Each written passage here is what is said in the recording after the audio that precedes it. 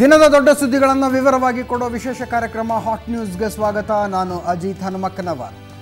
ಇವತ್ತಿನ ಹಾಟ್ ನ್ಯೂಸ್ನಲ್ಲಿ ನಿಮಗೆ ಬೇರೆ ಬೇರೆ ಸುದ್ದಿಗಳನ್ನು ಬೇರೆ ಬೇರೆ ವರದಿಗಳನ್ನು ಕೊಡ್ತಾ ಇಲ್ಲ, ಆದರೆ ತುಂಬ ಹಾಟ್ ಆಗಿ ರಾಷ್ಟ್ರೀಯ ಮಟ್ಟದಲ್ಲಿ ಚರ್ಚೆ ಆಗ್ತಿರುವಂಥ ಒಂದು ಸುದ್ದಿಯ ವಿಶ್ಲೇಷಣಾತ್ಮಕ ಚರ್ಚೆಯನ್ನು ತೆಗೆದುಕೊಂಡು ಬಂದಿದ್ದೀವಿ ಇವತ್ತಿನ ಹಾಟ್ ನ್ಯೂಸ್ನಲ್ಲಿ. ಬಹುಶಃ ನೆನ್ನೆಯ ಹಾಟ್ ನ್ಯೂಸ್ ನಿಮಗೆ ನೆನಪಿರಬಹುದು. ಈ ಕ್ಯಾರವಾನ್ ಪತ್ರಿಕೆಯಲ್ಲಿ ಪ್ರಕಟವಾಗಿರುವ ಒಂದು ಸಂದರ್ಶನದ ವಿಷಯವನ್ನು ನಾವು ಮಾತನಾಡಿದ್ವಿ. ಸಂಜೋತಾ ಎಕ್ಸ್ಪ್ರೆಸ್ ಬಾಂಬ್ ಬ್ಲಾಸ್ಟ್ ಸೇರಿದಂತೆ 5 ಬೇರೆ ಬೇರೆ ಭಯೋತ್ಪಾದಕ ಕೃತ್ಯಗಳ ಆರೋಪಿಯಾಗಿರುವ ಸ್ವಾಮಿ ಅಸೀಮಾನಂದರ ಒಂದು ಸಂದರ್ಶನವನ್ನು ಈ ತಿಂಗಳ ಕ್ಯಾರವಾನ್ ಮಾಸಪತ್ರಿಕೆ ಹೊತ್ತು ತಂದಿದೆ. ಇದರಲ್ಲಿ ಬಹಳ ನೇರವಾಗಿ ಅಸೀಮಾನಂದರು ಆರೋಪ ಮಾಡಿರುವಂಥದ್ದು ರಾಷ್ಟ್ರೀಯ ಸ್ವಯಂ ಸೇವಕ ಸಂಘದ ಹಾಲಿ ಸರಸಂಘ ಚಾಲಕರು, ಆಗ ರಾಷ್ಟ್ರೀಯ ಸ್ವಯಂ ಸೇವಕ ಸಂಘದ ಪ್ರಧಾನ ಕಾರ್ಯದರ್ಶಿಗಳಾಗಿದ್ದರು, ಅವರೆದುರಿಗೆ ನಾನು ವಿಧ್ವಂಸಕ ಕೃತ್ಯದ ವಿಷಯವನ್ನು ಚರ್ಚೆ ಮಾಡಿದ್ದೆ. ನೀನು ಒಂದು ವೇಳೆ ಇದನ್ನು ಮಾಡೋದೇ ಆಗಿದ್ದರೆ ಇದಕ್ಕೆ ನಮ್ಮ ಆಶೀರ್ವಾದ ಇದೆ, ನಮ್ಮ ಹೆಸರನ್ನು ಮಾತ್ರ ಎಲ್ಲೂ ತರಬೇಡ ಅನ್ನುವಂಥ ಮಾತನ್ನು ಮೋಹನ್ ಭಾಗವತ್ ಖುದ್ದಾಗಿ ಹೇಳಿದರು ಅಂತ ಸ್ವಾಮಿ ಅಸೀಮಾನಂದರು ಈ ಸಂದರ್ಶನದಲ್ಲಿ ಹೇಳಿಕೊಂಡಿದ್ದಾರೆ. ಇದು ಕ್ಯಾರವಾನ್ ಪತ್ರಿಕೆಯಲ್ಲಿ ಪ್ರಕಟವಾಗಿರುವ ಸಂದರ್ಶನ. ಇದು ದೊಡ್ಡ ಮಟ್ಟದಲ್ಲಿ ಚರ್ಚೆಗೆ ಗ್ರಾಸವಾಗಿರುವಂಥದ್ದು. ಒಂದು ಕಡೆ ಸಂದರ್ಶನ ಪ್ರಕಟವಾಗಿರುವ ಕಾಲ ಮತ್ತು ಸಂದರ್ಭ, ಚುನಾವಣೆಗಳು ಹತ್ತಿರದಲ್ಲಿರುವಂಥ ಸಂದರ್ಭದಲ್ಲಿ BJPಗೆ ದೊಡ್ಡ ಮಟ್ಟದಲ್ಲಿ ಮುಜುಗರವನ್ನುಂಟು ಮಾಡೋದಕ್ಕೆ ಈ ಸಂದರ್ಶನವನ್ನು ಪ್ರಕಟಿಸಲಾಗಿದೆ ಅನ್ನುವಂಥದ್ದು ಸಹಜವಾಗಿ BJP ತೆಗೆದುಕೊಳ್ತಾ ಇರುವಂಥ ಡಿಫೆನ್ಸ್. ಆದರೆ ವಿರೋಧ ಪಕ್ಷಗಳು ಸಹಜವಾಗೇ ಈ ವಿಷಯವನ್ನು ಮುಂದಿಟ್ಟುಕೊಂಡು ಮೋಹನ್ ಭಾಗವತರನ್ನು ಬಂಧಿಸಿ ವಿಚಾರಣೆಗೊಳಪಡಿಸಬೇಕು ಅನ್ನುವಂಥ ಮಾತನ್ನು ಆಗ್ರಹಪೂರ್ವಕವಾಗಿ ಹೇಳ್ತಾ ಇದ್ದಾರೆ. ಈ ವಿಷಯದ ಬಗ್ಗೆ ಚರ್ಚೆ ಮಾಡೋದಕ್ಕೆ ಇವತ್ತು ನಮ್ಮ ಜೊತೆಗೆ 4 ಜನ ಗಣ್ಯ ಅತಿಥಿಗಳಿದ್ದಾರೆ. ಒಬ್ಬೊಬ್ಬರನ್ನಾಗಿ ಪರಿಚಯಿಸ್ತೀನಿ. ಬಾಲನ್ ಕಾರ್ಮಿಕ ಮುಖಂಡರು ಮತ್ತು ವಕೀಲರು, ಸರ್ ಕಾರ್ಯಕ್ರಮಕ್ಕೆ ಸ್ವಾಗತ. ಇನ್ನು VS ಹೆಗ್ಡೆ ವಕೀಲರು, ಸರ್ ತಮಗೂ ಕೂಡ ಕಾರ್ಯಕ್ರಮಕ್ಕೆ ಸ್ವಾಗತ. ವಿಕ್ರಮ್ ಫಡ್ಕೆ ವಕೀಲರು, ತಮಗೂ ಕೂಡ ಕಾರ್ಯಕ್ರಮಕ್ಕೆ ಸ್ವಾಗತ. ಇವರ ಜೊತೆಗೆ ನಮ್ಮ ಮಂಗಳೂರು ಸ್ಟುಡಿಯೋದಿಂದ KL ಅಶೋಕ್ ಇರ್ತಾರೆ, ಕೋಮು ಸೌಹಾರ್ದ ವೇದಿಕೆಯಿಂದ. ಸರ್ ನಮಸ್ಕಾರ. ನಮಸ್ಕಾರ ಅಜಿತ್ ಅವರೇ. ಎಸ್ ಸರ್, ಮೊಟ್ಟ ಮೊದಲಿಗೆ ಸ್ಟುಡಿಯೋದಲ್ಲಿರುವಂಥ ಅತಿಥಿಗಳ ಫಸ್ಟ್ ರಿಯಾಕ್ಷನ್ ತೆಗೆದುಕೊಳ್ಳೋದಕ್ಕೆ ನಾನು ಬಯಸ್ತೀನಿ. ವಿಕ್ರಮ್. ನನಗನ್ಸುತ್ತೆ ತೆಹಲ್ಕಾ ಪತ್ರಿಕೆ ಈಗ ಮುಳುಗ್ತಾ ಬಂದಿದೆ, ಅದನ್ನು ಯಾರೂ ಮಾನ್ಯತೆ ಮಾಡ್ತಾ ಇಲ್ಲ. ಕಾಂಗ್ರೆಸ್ಗೆ ಹೊಸ ವೆಹಿಕಲ್ ಬೇಕಾಗಿತ್ತು, ಅದಕ್ಕೆ ಕ್ಯಾರವಾನ್ ಪತ್ರಿಕೆ ಎಡೆ ಮಾಡಿಕೊಟ್ಟಿದೆ ಅಂತ ನನಗನ್ಸುತ್ತೆ. ಇದು ರಾಜಕೀಯ ಮತ್ತು ಇದರೊಳಗೆ ಎಲೆಕ್ಷನ್ ಸಂದರ್ಭ. ಚರ್ಚೆಯ ಆರಂಭದಲ್ಲಿ ಇನ್ನೊಂದು ದಿಕ್ಕಿಗೆ ಹೋಗ್ಬಿಟ್ರಿ ನೀವು. ಇಲ್ಲ ಅಂದರೆ ಇದ್ರ ಟೈಮಿಂಗ್ ನೋಡಿ, ಮತ್ತು ಅದರೊಳಗೆ ಏನು ಹೇಳ್ತಾರೆ, ಅವ್ರು ಮಾಡಿದ್ರು ಅವರಿದ್ದರು ಅಂತೆಲ್ಲ. ನ್ಯಾಷನಲ್ ಇನ್ವೆಸ್ಟಿಗೇಟಿಂಗ್ ಏಜೆನ್ಸಿ ಅನ್ನೋದು ಇದ್ರ ಬಗ್ಗೆ ಎಲ್ಲ ತನಿಖೆ ನಡೆಸ್ತಾ ಇದೆ. ಅವರು ಹೇಳಿರೋ ನಾನು ಇವತ್ತು ಪತ್ರಿಕೆಯಲ್ಲಿ ಓದಿದ್ದೀನಿ. ಇಲ್ಲ, ನಮಗೆ ಈ ಥರದ್ದು ಯಾವುದೇ ಒಂದು ಮಾಹಿತಿ ಇಲ್ಲ, ಇದು ಎವಿಡೆನ್ಸ್ ಆಗಿ ಪರಿಗಣಿಸ್ಲಿಕ್ಕೆ ಆಗೋದಿಲ್ಲ, ಆದ್ದರಿಂದ ನಾವು ಮುಂದುವರಿಯಲ್ಲ ಅಂತ ಹೇಳಿದ್ದಾರೆ. ಅಂದರೆ ಒಂದು ತನಿಖಾ ಏಜೆನ್ಸಿನೇ ಇದನ್ನು ಮಾಡಿಲ್ಲ, ಅದೂ ಪ್ರೀಮಿಯರ್ ಇನ್ವೆಸ್ಟಿಗೇಟಿಂಗ್ ಏಜೆನ್ಸಿ ಅಂತ ಕರೆಸ್ಕೊಳ್ಳೋದು, ಅದು ಮತ್ತು ಕೇಂದ್ರ ಸರ್ಕಾರದ ಅಡಿಯಲ್ಲಿ ನಡೀತಾ ಇರೋವಂಥ ಇನ್ವೆಸ್ಟಿಗೇಷನ್ನಲ್ಲಿ. ಅಂದರೆ ಈ ಪತ್ರಿಕೆಯ ಕ್ರೆಡಿಬಿಲಿಟಿ ಬಗ್ಗೆ ನನಗೆ ಪ್ರಶ್ನೆ ಇದೆ ಅಂತ ಅನ್ಸುತ್ತೆ. ಆ ವಿಷಯಕ್ಕೆ ಬರೋಣ. ಹೆಗ್ಡೆ ಸರ್, ನನಗೆ ಮೇಲ್ನೋಟಕ್ಕೆ ಕಂಡು ಬರ್ತಾ ಇರ್ತಕ್ಕಂಥದ್ದು ಇದೊಂದು ದೊಡ್ಡ ಸುಳ್ಳಿನ ಕಂತೆ ಅಂತ. ಓಕೆ.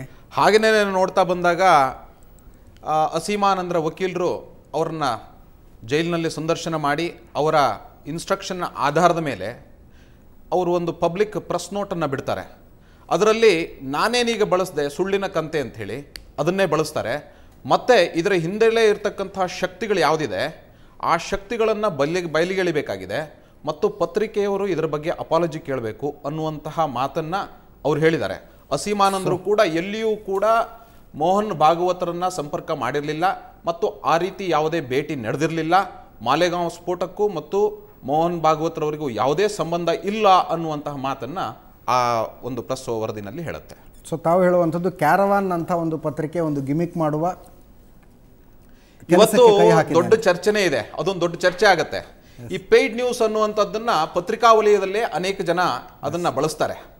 ಹಾಗಾಗಿ ಈ ಚುನಾವಣೆಯ ಸಂದರ್ಭದಲ್ಲಿ ಇದು ಒಂದು ಕೂಡ ಪೇಯ್ಡ್ ನ್ಯೂಸಾ ಅಂತ ಅನುಮಾನ ಇವತ್ತು ಜನರಿಗೆ ಕಾಡೋದಕ್ಕೆ ಪ್ರಾರಂಭ ಆಗಿಬಿಡಿದೆ. ಬಾಲನ್ ಸರ್, ಕ್ಯಾರವಾನ್ ಪತ್ರಿಕೆಯಲ್ಲಿ ಬಂದಿರೋದು ನನಗೆ 100% ನಿಜ. ಕಾರಣ ಅಸೀಮಾನಂದ ಅವರು RSSನವರು, ಅದರಲ್ಲಿ there is no second thought. ಅವ್ರು ಏನು ಹೇಳಿದರು, ಮಾಲೇಗನ್ ಬ್ಲಾಸ್ಟಲ್ಲಿ ಒಬ್ಬ ಮುಸ್ಲಿಂ ಹುಡುಗನ್ನ ನಾನು ನೋಡಿದೆ. ಅವನು ಇನ್ನೋಸೆಂಟು, ಅವನು ಜೈಲಲ್ಲಿದ್ದ.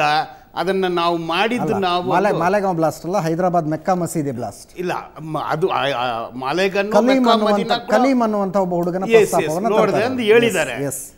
ಸೊ ಈ ವಕೀಲರು ಗೆಳೆಯರು ಇಬ್ಬರು ವಕೀಲರೇ 164 ಸ್ಟೇಟ್ಮೆಂಟ್ ಮ್ಯಾಜಿಸ್ಟ್ರೇಟ್ರು ಮುಂದೆ ಈ ಬ್ಯಾಕ್ಗ್ರೌಂಡ್ ಎಲ್ಲ ಕೂಡ ನಾನು RSS, ನಮ್ಮ ಗೆಳೆಯರು ಕೆಲವು RSS ಮಿತ್ರರು, ಹಿಂದೂ ಸಂಘಟನೆ ಸೇರಿರೋರು, ನಾವೆಲ್ಲ ಸೇರಿ ಈ ಘಟನೆಗಳನ್ನ ನಾವು ಮಾಡಿದ್ವಿ, ಈ ಬಾಂಬ್ ಬ್ಲಾಸ್ಟನ್ನು ಮಾಡಿದ್ವಿ.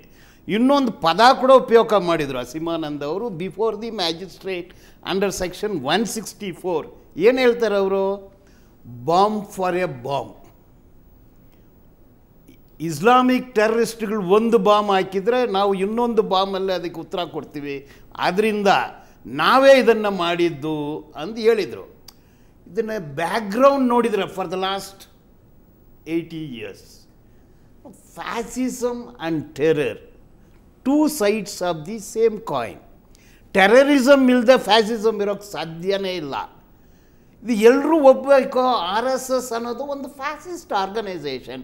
They got inspiration from Nazi Germany, Mussolini, ಅವರಿಂದನೇ ಪಡೆದಿದ್ದಾರೆ. ಅದರಿಂದ ಇದರಲ್ಲಿ ಬಂದಿರೋದು 100% ಸತ್ಯ, ನಿಜ ಅಂದೇ ನನಗೆ ಅನಿಸ್ತಾ ಇದೆ. ಒಬ್ಬ ವಕೀಲರಾಗಿ ನಿಮಗೆ ವಿಚಾರಣಾಧೀನ ಖೈದಿಯೊಬ್ಬರನ್ನು ಒಬ್ಬ ಪತ್ರಕರ್ತರು ಒಂದು ರೆಕಾರ್ಡಿಂಗ್ ಡಿವೈಸ್ ಇಟ್ಕೊಂಡು ಜೈಲು ಒಳಗಡೆ ಸಂದರ್ಶನ ಮಾಡೋದಕ್ಕೆ ಸಾಧ್ಯ ಅಂತ ಅನ್ಸುತ್ತಾ ಸರ್? ಸರ್, ಇದು ಒಂದು it is N evidence. C, national integrity, national sovereignty, ಇದ್ರ ಬಗ್ಗೆ ಇರೋ ಒಂದು ವಿಶೇಷ ಇದು.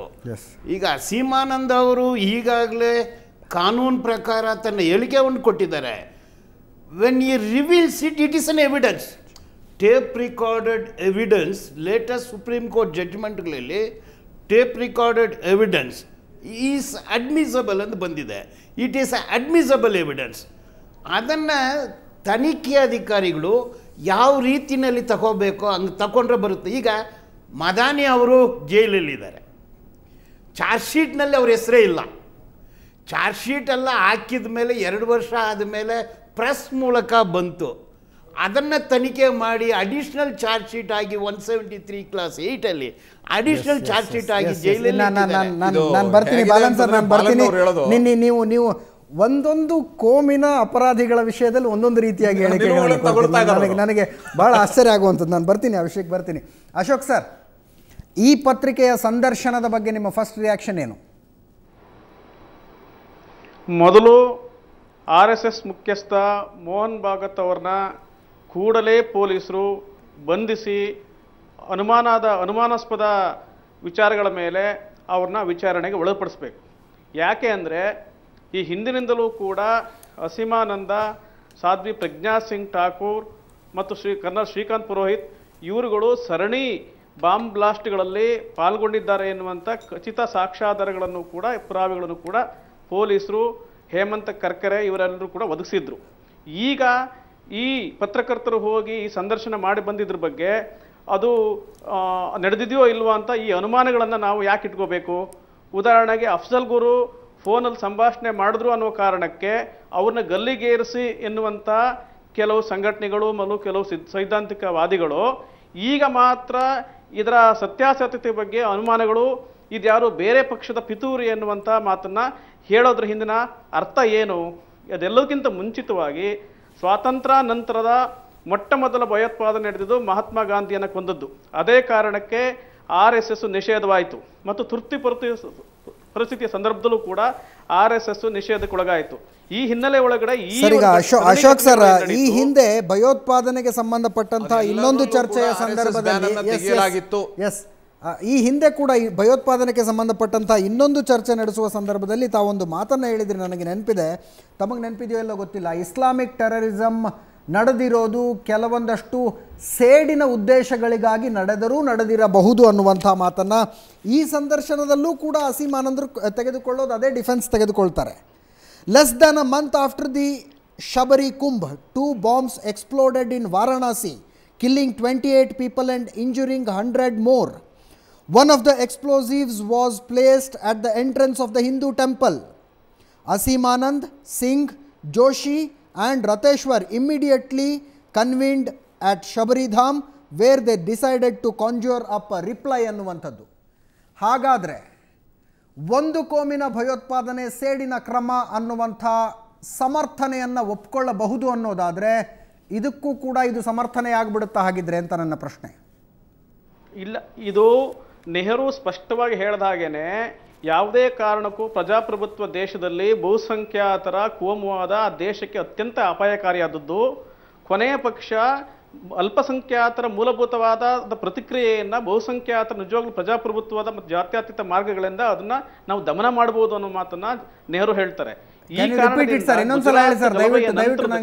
ನೆಹರು ಅವರು ಇಂಥ ಮಾತನ್ನ ಹೇಳಿದ್ದಾರೆ ಅಂತ ನನಗೆ ಅಂದ್ರೆ ಫಸ್ಟ್ ಟೈಮ್ ನಾನು ಕೇಳ್ತಾ ಇರೋದು. ಬಹುಸಂಖ್ಯಾತರ ನೆಹರುವಿನ ಕಂತೆಗಳನ್ನು ಇಡ್ತಾ ಇದ್ದಾರೆ ಅಂತಂದ್ರೆ ಇದೇ ಒಂದು ಚರ್ಚೆ ವಿಷಯ ಆಗ್ಬೇಕು ಇವತ್ತು. ಯಾಕಂದ್ರೆ ಅಶೋಕ್ ಅವರು ಹೇಳ್ತಾ RSS ಅನ್ನ ಮತ್ತು ಅಸೀಮಾನಂದರನ್ನ ತಳುಕ ಹಾಕ್ತಕ್ಕಂತ ಕೆಲಸ ಏನಿದೆ ಇದು ಅಕ್ಷಮ್ಯ ಅಪರಾಧ. ಇವರು ಯಾವ ಮಾವೋವಾದಿಗಳು ಇದ್ದಾರೆ ಇವತ್ತು ನನ್ನ ಮಾತನ್ನ ನೀವು ಕೇಳಿಸ್ಕೊಳ್ಳಿ. ನಾನು ಮಾತಾಡಿದ ಮೇಲೆ ನೀವು ಪ್ರತಿಕ್ರಿಯೆ ಕೊಡಿ. ನೀವು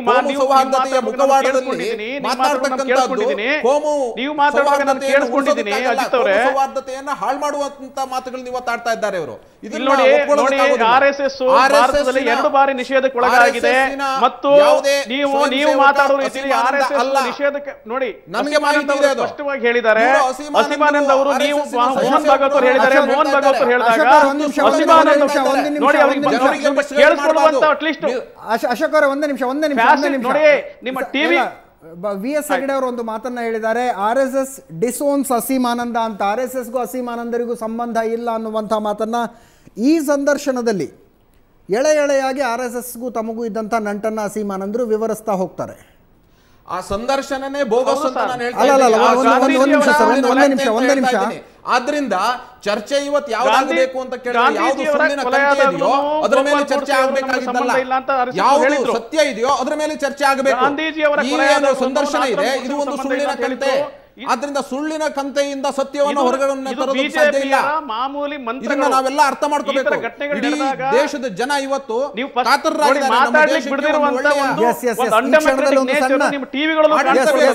ಸ್ವಲ್ಪ ಈ ಸಬ್ಜೆಕ್ಟ್ ನಿಂದ ಡೈವರ್ಟ್ ಆಗ್ತಾ ಇದೀವಿ ಸರ್, ಸ್ವಲ್ಪ ಈ ಸಬ್ಜೆಕ್ಟ್ ನಿಂದ ಡೈವರ್ಟ್ ಆಗ್ತಾ ಇದೀವಿ. ಈಗಷ್ಟೇ ಬಂದಿರುವಂತಹ ಸುದ್ದಿ, ಕೇಂದ್ರ ಸಚಿವ ಸಂಪುಟ ತೆಲಂಗಾಣ ಪ್ರತ್ಯೇಕ ರಾಜ್ಯ ಮಸೂದೆಯನ್ನ ಅಂಗೀಕರಿಸಿದೆ.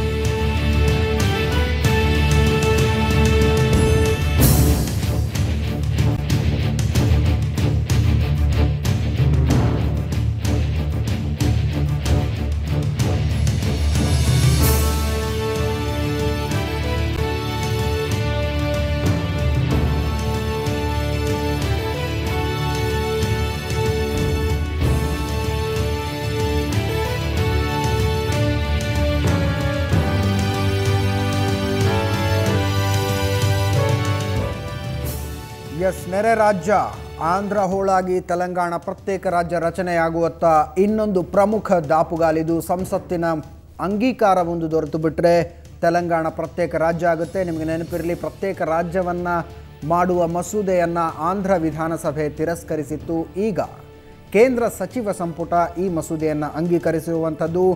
ಮುಂದಿನ ಅಧಿವೇಶನದ ಸಂದರ್ಭದಲ್ಲಿ ಸಂಸತ್ ಎದುರಿಗೆ ಈ ಮಸೂದೆಯನ್ನು ಮಂಡಿಸಲಾಗುತ್ತೆ. ಅಲ್ಲಿ ಪಾಸ್ ಆದರೆ ತೆಲಂಗಾಣ ಪ್ರತ್ಯೇಕ ರಾಜ್ಯ ಆಗೋದು ಕನ್ಫರ್ಮ್ ಆದಂತೆ.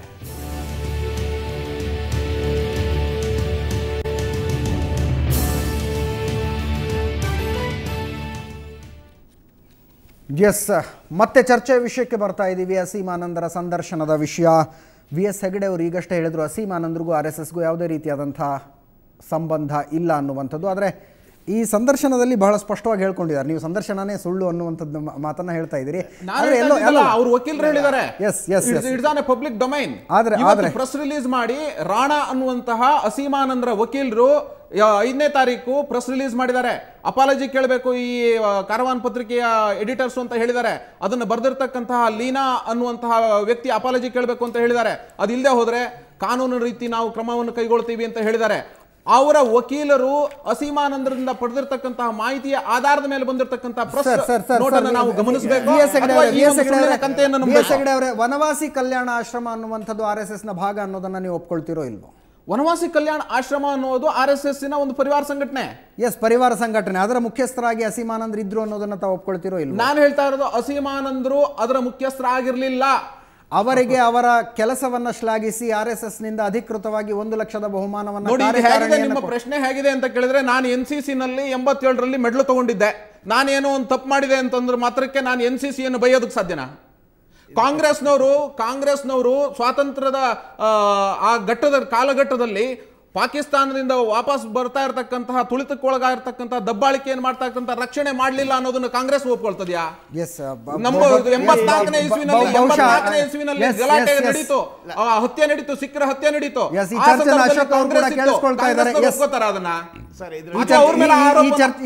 ಅಶೋಕ್ ಅವರು ಕೂಡ ಕೇಳಿಸ್ಕೊಳ್ತಾ ಇದ್ದಾರೆ. VS ಹೆಗಡೆ ಅವರು ಎಕ್ಸಾಕ್ಟ್ ಆಗಿ ಇದೇ ಪ್ರಶ್ನೆಯನ್ನು ಒಬ್ಬ ಜಾತ್ಯತೀತ ಅಂತ ಕರೆಸಿಕೊಳ್ಳುವಂಥವ್ರಿಗೆ ನಾನು ಕೇಳಿದ್ದೆ. ಅವರು ಒಂದೇ ಒಂದು ಮಾತಿನಲ್ಲಿ ನನಗೆ ಉತ್ತರ ಕೊಟ್ಟರು. ತಪ್ಪು ಮಾಡಿದವರೆಲ್ಲರನ್ನು RSS ಡಿಸೋನ್ ಮಾಡುತ್ತೆ, ನಾಥುರಾಮ್ ಗೋಡ್ಸೆ ವಿಷಯದಲ್ಲಾಗಿದ್ದು ಕೂಡ ಅದೇ ಅನ್ನುವಂಥ ಮಾತನ್ನ.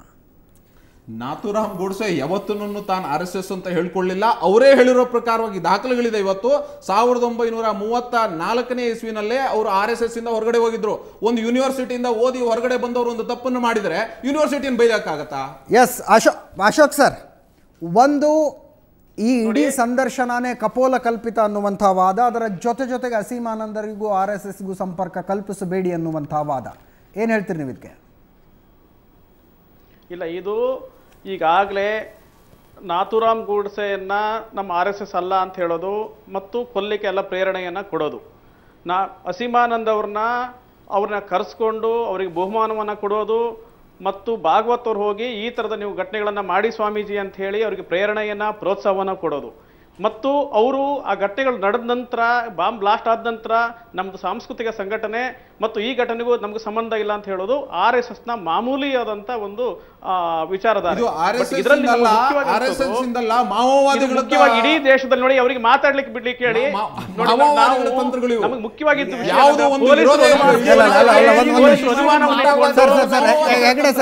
ಪೊಲೀಸರಿಗೆ ದೇಶದಲ್ಲಿ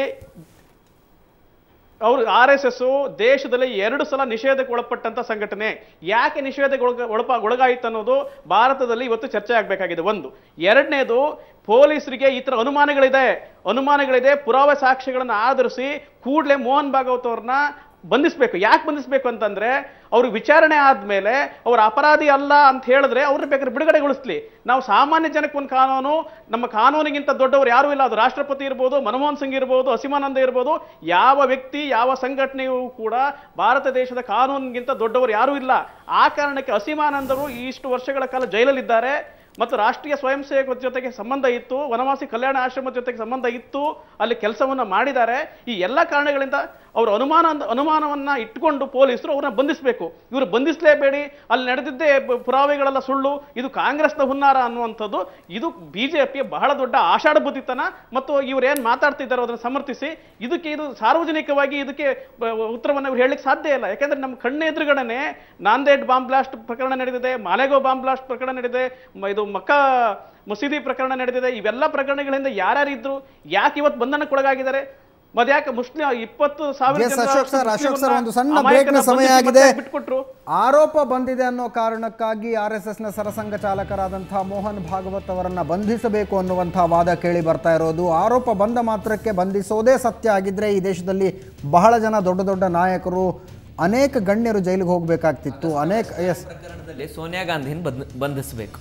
ಎಸ್, ಇದೇ ಪಾಯಿಂಟ್ನಿಂದ ನಾವು ಚರ್ಚೆಯನ್ನು ಮುಂದುವರಿಸ್ತೀವಿ. ಅದರ ಜೊತೆಗೆ ಇಡೀ ಸಂದರ್ಶನನೇ ಕಪೋಲ ಕಲ್ಪಿತ ಅನ್ನುವಂಥ ಆರೋಪಕ್ಕೆ ಕ್ಯಾರವಾನ್ ಪತ್ರಿಕೆಯ ಎಡಿಟರ್ ವಿನೋದ್ ಜೋಸ್ ಒಂದು ಉತ್ತರನ ಕೊಟ್ಟಿದ್ದಾರೆ. ಆ ಉತ್ತರ ಏನು ಅನ್ನೋದನ್ನು ಕೂಡ ನಿಮಗೆ ತೋರಿಸ್ತೀವಿ. ಅದಕ್ಕಿಂತ ಮುಂಚೆ ಚರ್ಚೆಯಲ್ಲಿ ಒಂದು ಸಣ್ಣ ಬ್ರೇಕ್.